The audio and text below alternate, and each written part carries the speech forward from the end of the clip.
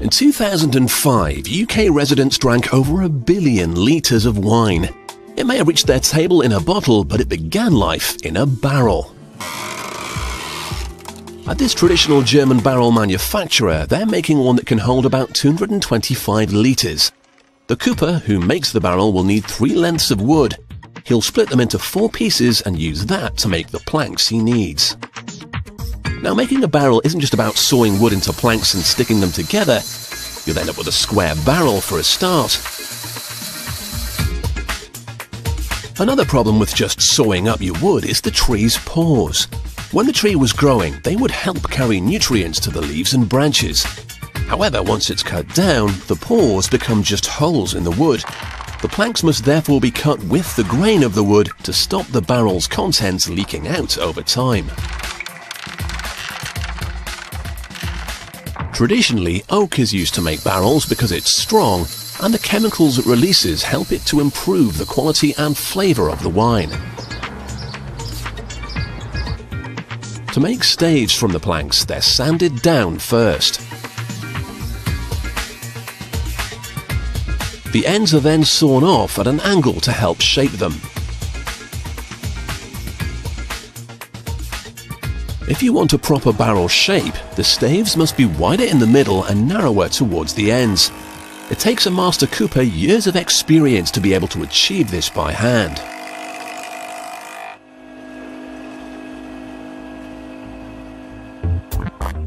Now, although they're not all exactly the same, traditional wine barrels have a diameter of 56 centimeters. To get this right, the cooper must use between 25 and 30 staves. But as they're all slightly different, he has to keep trying until he gets the right combination, which can be a little bit hit and miss. When he's got the ones he needs, he'll attach 2 of them to a metal hoop. They'll form the structure to which all the others will be added. Once the last one is ready to be put in, the hoop can be tightened up, and voila, one perfectly formed wine barrel. Well, not exactly. You can see the beginnings of a barrel shape, but you couldn't really store any wine in it just yet. First, the staves need to be bent. The cooper lights a small fire in the center of the barrel and the staves are brushed with water. This combination of the heat and the humidity makes the wood flexible, so he can bend it. But it's not just a case of bending them in by hand. A large vise is attached and slowly tightened up. It's very, very slow.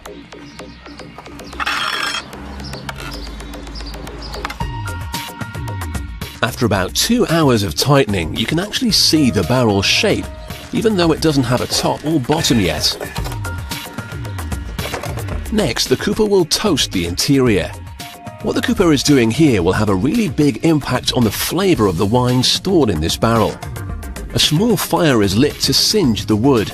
More singeing will mean a richer, smokier flavour for the wine. But he has to be careful not to burn the barrel too much. That would ruin the wine. Having spent ages making it watertight, the cooper now drills a hole in the side so he can get the wine out. He also needs to give it a top and bottom, so a lip is cut into the inside.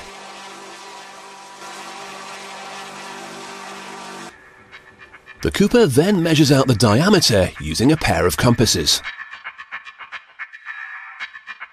He can then transfer the size to the boards he's using to make the bottom with.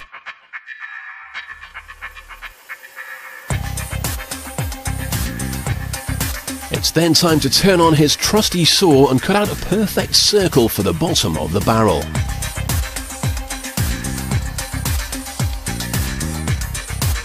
To fit it, the hoops that have been holding it together have had to be removed. He inserts the disc and then replaces the hoops and tightens it all up again.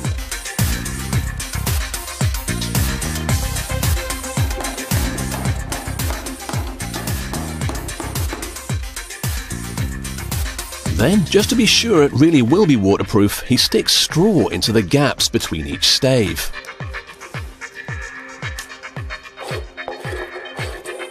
Now he's got the barrel into shape, but it still looks a little bit shabby round the edges, so the cooper can now give it a bit of a makeover. Sanding down the exterior used to be done by hand, but it was long, slow and very hard work. The modern Cooper is far smarter. He gets his assistant to do the work, using a machine to spin the barrel for him. First he planes down the wood, watching out for enormous splinters as he goes. And the barrel is then given the once-over with some fine sandpaper to finish it. All that remains is for the barrel to be fitted with some fresh steel hoops. The Cooper marks up the steel and cuts it on his custom guillotine. He then splays the steel so that it's tight against the barrel and gets the best grip possible. It's then all riveted together for strength.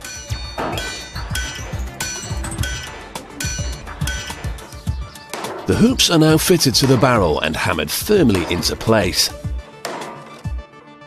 And the final addition is the Cooper's seal. Okay, his stamp. So the next time you taste oak in your glass of Chardonnay, check that there aren't any splinters still floating around.